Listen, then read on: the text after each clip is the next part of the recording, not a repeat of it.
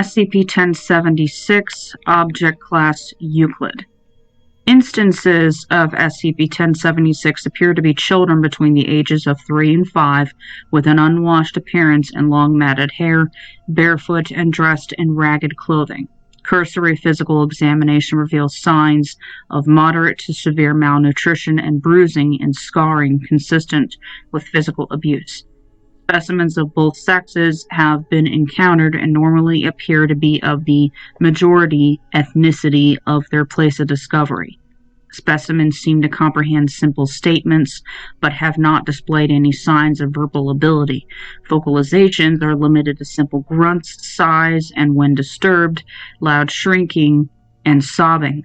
Specimens are reluctant to meet the gaze of any individual and tend to look downward in the absence of outside stimulus. They will respond to simple questions by nodding in the affirmative or negative. Initial encounters with SCP-1076 occur when a parent discovers the child in a state of apparent distress. These incidents occur in isolation. There are no known cases with any third-party witnesses. Subjects report an overwhelming feeling of pity for the specimen and, in every recorded case, take it into their home. Once established in a home, SCP-1076 begins to monopolize the attention of the parents to the exclusion of their own children. Children in the home begin to show signs of neglect and malnutrition and become depressed, sullen, and withdrawn. Behavioral problems such as truancy and running away become frequent, which may attract the attention of school authorities or social welfare agents. Upon investigating, these authorities become obsessed with the welfare of SCP-1076 and subsequently ignore the children.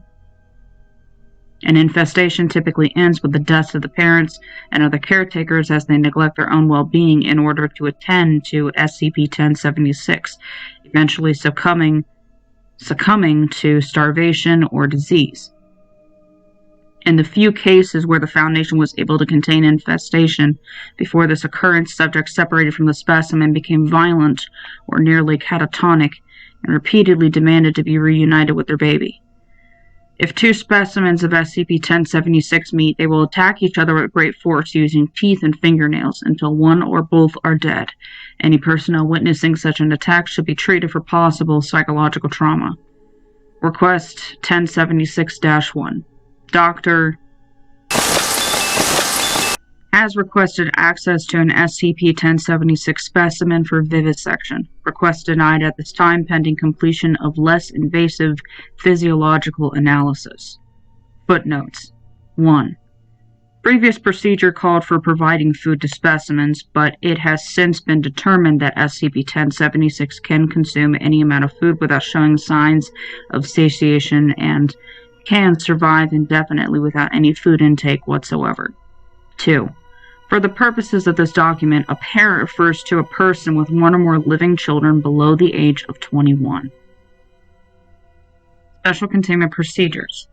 Each specimen of SCP-1076 is to be held in a 1.5 meter by 2 meter by 2.5 meter unfurnished cell with a windowless door. Bedding and plumbing facilities are not required. Soundproofing is not strictly required, but should be provided if possible to reduce psychological stress on guards.